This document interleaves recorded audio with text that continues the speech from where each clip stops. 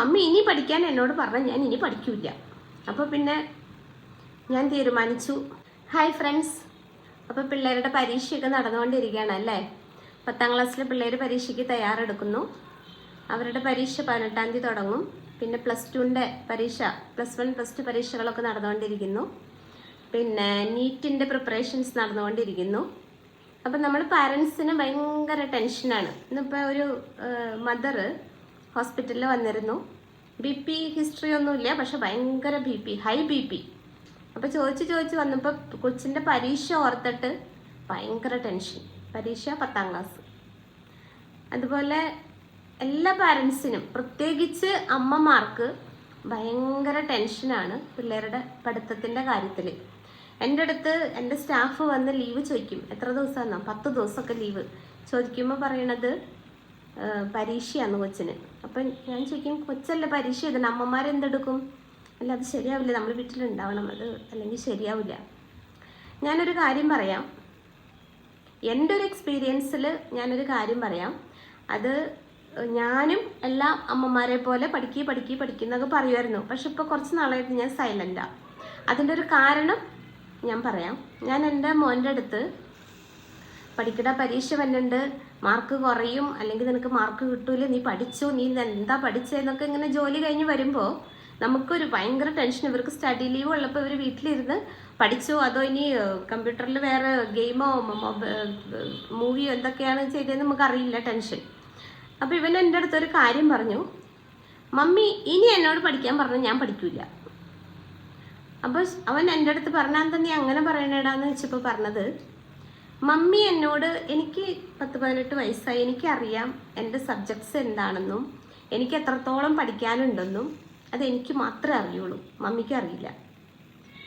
പിന്നെ എക്സാമാണ്, പഠിക്കണം എന്നുള്ളൊരു ടെൻഷൻ എനിക്ക് ഓൾറെഡി ഉണ്ട്. മമ്മി അത് വീണ്ടും വന്ന് പറയുമ്പോൾ എൻ്റെ ടെൻഷൻ കൂട്ടാനേ ഉപകരിക്കുന്നുള്ളൂ. അല്ലാതെ മമ്മി ഈ പഠിച്ചില്ലെങ്കിൽ മാർക്ക് കുറയും, അയ്യോ എന്ന് പറയുമ്പോൾ എനിക്ക് ഉള്ള ടെൻഷൻ ഒന്നും കൂടി ഡബിൾ ആക്കുന്നതല്ലാതെ എനിക്ക് അതുകൊണ്ട് ഒരു ഉപകാരവും ഇല്ല എന്നവൻ തീർത്ത് പറയുവാണ്. മമ്മി എന്നോട് പറയുമ്പോൾ മമ്മിയുടെ ടെൻഷൻ റിലീസ് ചെയ്യാനാണ് മമ്മി ഇത് പറയണത്. മമ്മി ഇത് പറഞ്ഞു കഴിയുമ്പോൾ മമ്മിയുടെ ടെൻഷൻ മാറി. ഓക്കെ, അവനോട് പഠിക്കാൻ പറഞ്ഞല്ലോ, ഓക്കെ എവറിത്തിങ് ഫൈൻ. പക്ഷേ അതിൻ്റെ ഒരു മറുവശം എനിക്ക് ടെൻഷൻ കൂട്ടുകയാണ് ചെയ്യണത്. ഞാൻ ഓൾറെഡി ടെൻഷനിലാണ്. അപ്പം അതുകൊണ്ട് മമ്മി ഇനി പഠിക്കാൻ എന്നോട് പറഞ്ഞാൽ ഞാൻ ഇനി പഠിക്കില്ല. അപ്പോൾ പിന്നെ ഞാൻ തീരുമാനിച്ചു മൗനം. ഡ്യൂട്ടിയൊക്കെ കഴിഞ്ഞ് ഇവൻ്റെ റൂമിൽ ചെല്ലുമ്പോൾ ഞാൻ പഠിച്ചോടാ എന്ന് പറയില്ല. ഇവിടെ പുസ്തകം കാണാനില്ലല്ലോ, അങ്ങനത്തെ ചില കോഡുകളാണ് ഉപയോഗിക്കണത്. പിന്നെ പണ്ട് ഇവർ പഠിക്കാത്ത സമയത്തൊക്കെ ഞാൻ തമാശയ്ക്ക് പറയായിരുന്നു, കപ്പലണ്ടി കച്ചവടത്തിന് പോകേണ്ടി വരുമെന്ന്. അപ്പം ഇവൻ തന്നെ എന്നെ കളിയാക്കി ഇവൻ പറയും, ഞാൻ പഠിക്കുകയെന്ന് പറയുമ്പോൾ ഇവൻ പറയും കപ്പലണ്ടിയേ എന്നിങ്ങനെ കളിയാക്കി പറയും. അപ്പം ഇവൻ പഠിക്കാത്ത അത്രയും, ഇപ്പോൾ 2 മാസം ഇപ്പോൾ പരീക്ഷയുടെ സമയത്ത് ചൂട് പിടിച്ച് പഠിക്കുന്നുണ്ട്. പക്ഷെ അല്ലാത്ത സമയത്ത് ഇവൻ പഠിക്കാത്തപ്പോൾ പഠിക്കാൻ പറയാൻ പാടില്ലല്ലോ. അപ്പം ഞാൻ പറയും, ഇവിടെ ഇരുന്ന് ഈ കപ്പലണ്ടി കാണാനില്ലല്ലോ, പുളിയോഗര ഉണ്ടാക്കേണ്ടതായിരുന്നു. അപ്പം കപ്പലണ്ടി എന്ന് പറയുമ്പോൾ ആൾക്ക് പിടുത്തം കിട്ടും. അങ്ങനെ കുറച്ച് തമാശകൾ. പക്ഷേ ഈ തമാശയിലൊരു കാര്യമുണ്ട്. അതായത് നമ്മൾ ഈ പഠിക്കുക എന്നും പറഞ്ഞ് ഈ ക്രിക്കറ്റ് കമൻട്രി പോലെ ഇങ്ങനെ പിള്ളേരുടെ അടുത്ത് ഓരോ കാര്യങ്ങൾ, നീ കുളിക്കി, ചോറുണ്ണ്, വാതിലടക്കി, ലൈറ്റ് ഓഫ് ചെയ്യുക, ബാത്റൂമിൽ പോകും, ബാത്റൂമിൻ്റെ വാതിലടക്കി, ഇങ്ങനെ നമ്മൾ കണ്ടിന്യൂസ് പഠിക്കുന്ന കാര്യത്തിൽ മാത്രമല്ല, ഒരു പ്രായം കഴിഞ്ഞ കുട്ടികളുടെ അടുത്ത് അല്ലെങ്കിൽ ഒരുമാതിരി എല്ലാം മനസ്സിലാക്കി ജീവിക്കുന്ന കുട്ടികളുടെ അടുത്ത് നമ്മൾ ഇങ്ങനെ കണ്ടിന്യൂസ് പറയുമ്പോൾ അവരുടെ ബ്രെയിൻ വർക്ക് ചെയ്യാനുള്ള ഒരു സമയവും അവർ സ്വയം ആലോചിച്ച് ഓരോന്ന് ചെയ്യാനുമുള്ള ആ ഒരു അവസരത്തിനെ നമ്മളായിട്ട് നഷ്ടപ്പെടുത്തുവാണ്. അതിൽ വളരെ എക്സ്പീരിയൻസ് ഉള്ള ഒരു വ്യക്തിയായിട്ടാണ് ഞാൻ പറയുന്നത്. ഇപ്പം എൻ്റെ മോള് ഇവിടെ ഇല്ല, അവൾ +2 കഴിഞ്ഞ ഉടനെ തന്നെ അവൾ പഠിക്കാൻ പോയി. അപ്പോൾ അന്നേരമൊക്കെ അവൾ ഒറ്റയ്ക്കാണ്.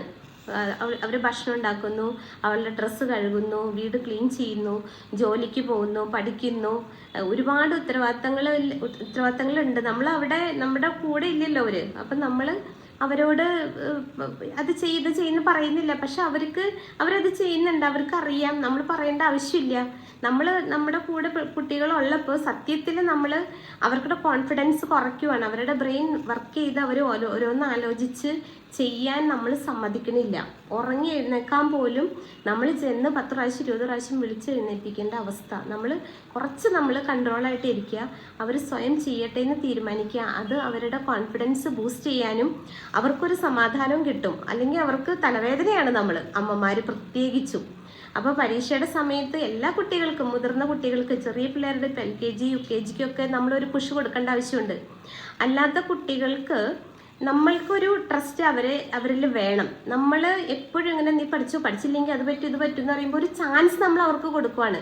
അപ്പോൾ അവർ ചിന്തിക്കുമോ മമ്മിക്ക് എന്നെക്കുറിച്ച് വലിയ പ്രതീക്ഷയൊന്നുമില്ല, അപ്പോൾ പിന്നെ ഞാൻ ഇപ്പോൾ പഠിച്ചില്ലെങ്കിലും കുഴപ്പമില്ല, എന്തിനായി പഠിക്കണം. ഒന്നാമത് ഇന്നത്തെ ജനറേഷന് മോട്ടിവേഷൻ തീരെ ഇല്ല. നമ്മളൊക്കെ പഠിച്ച കാലത്ത് നമുക്കൊക്കെ ഒരുപാട് ഡ്രീംസ് ഉണ്ടായിരുന്നു അല്ലേ. നമുക്കൊരു നല്ല വീട് വയ്ക്കണം, നല്ലൊരു കാറ് വാങ്ങണം, അല്ലെങ്കിൽ നല്ല ഡ്രസ്സ് ഇട്ട് നടക്കണം, നമുക്ക് ഒരുപാട് സ്വപ്നങ്ങളാണ്. പക്ഷേ ഇന്നത്തെ കാലത്തെ ജനറേഷൻ എന്ന് പറഞ്ഞാൽ പാരൻസിൻ്റെ ഒരു ഫിനാൻഷ്യൽ ഇതൊക്കെ അനുസരിച്ച് അവർക്ക് എന്താണ് ഡ്രീം എന്ന് പോലും നമുക്ക് മനസ്സിലാവുന്നില്ല. കാരണം അവർ എല്ലാം ഫുൾഫില്ലാണ്.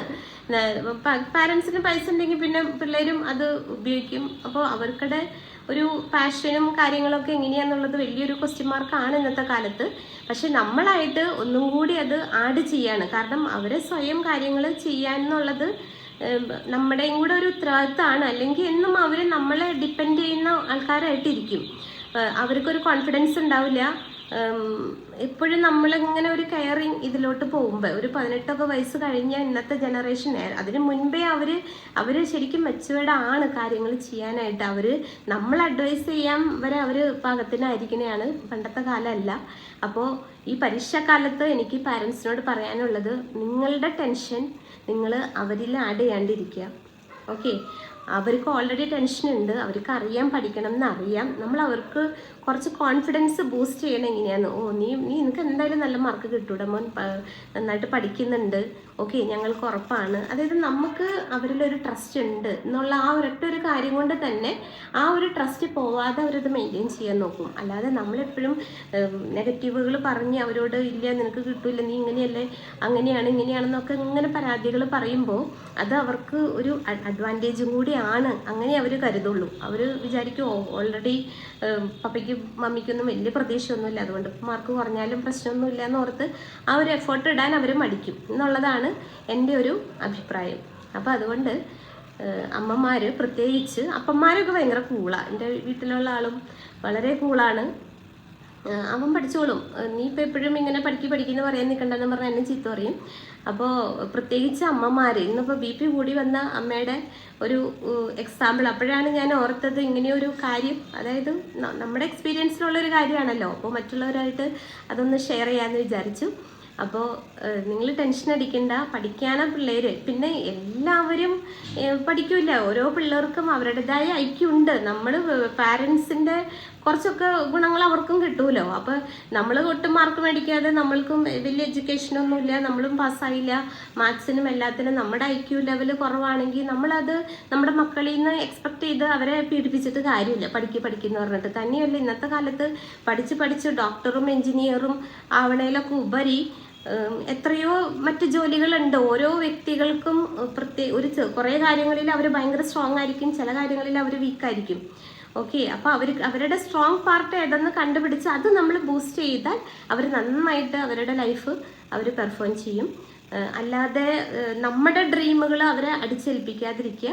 അതിനെക്കുറിച്ച് ഞാൻ പിന്നീട് ഒരു ഇതിൽ പറയാം. എൻ്റെ അറിവുകൾ ഞാൻ കാണുന്നതും കേൾക്കുന്നതും എന്നെ സംബന്ധിച്ച് എൻ്റെ ഒരു പ്രൊഫഷനിൽ ഞാൻ ഒരുപാട് ആളുകളുമായിട്ട് മിങ്കിൾ ചെയ്യുന്നതാണ്. ഞാൻ ഹോസ്പിറ്റലിൽ വർക്ക് ചെയ്യുന്ന ഒരു സ്റ്റാഫ് ആയതുകൊണ്ട് ഒരുപാട് ആളുകളായിട്ട് മിങ്കിൾ ചെയ്യുമ്പോൾ നമുക്ക് ഒരുപാട് ആൾക്കാരുടെ എക്സ്പീരിയൻസുകൾ നമ്മളോട് ഷെയർ ചെയ്യുമ്പോൾ കുറച്ചൊക്കെ ഞാനൊരു കൗൺസിലിംഗ് ലെവലിൽ ഇപ്പോൾ പേഷ്യൻസിനോടൊക്കെ ഇടപഴകുന്നുണ്ട്. അതിൻ്റെ ഒരു എക്സ്പീരിയൻസിൻ്റെ വെളിച്ചത്തിലും നമ്മൾ ഈ ഒരു പാത നമ്മൾ ഇത്രയും വർഷമായി, നമ്മുടെയൊക്കെ 2 പിള്ളേർ അവർ വലുതായി, എല്ലാ ബുദ്ധിമുട്ടുകളിലൂടെയും ഇതിലൂടെയും നമ്മളും കടന്നു വന്നത്. അപ്പോൾ ആ ഒരു എക്സ്പീരിയൻസ് ഒക്കെ വെച്ചിട്ടാണ് പിന്നെ നമ്മൾ മറ്റുള്ളവരോട് സംസാരിക്കുമ്പോൾ അവർ അവരുടെ എക്സ്പീരിയൻസുകൾ നമ്മളോട് ഷെയർ ചെയ്യും. അപ്പോൾ കൂടുതൽ ബെസ്റ്റ് ആണെന്ന് തോന്നുന്ന കാര്യങ്ങൾ ഇതുപോലെ ഇങ്ങനെ ഷെയർ ചെയ്യാമെന്ന് വിചാരിച്ചു. അപ്പോൾ എൻ്റെ വീഡിയോ ഇഷ്ടപ്പെട്ടെങ്കിൽ എല്ലാവരും എന്നെ സപ്പോർട്ട് ചെയ്യുക, ഷെയർ ചെയ്യുക, ആർക്കെങ്കിലുമൊക്കെ ഉപകാരങ്ങൾ ഉണ്ടാവട്ടെ. അപ്പോൾ thank you for listening my video. Thank you so much.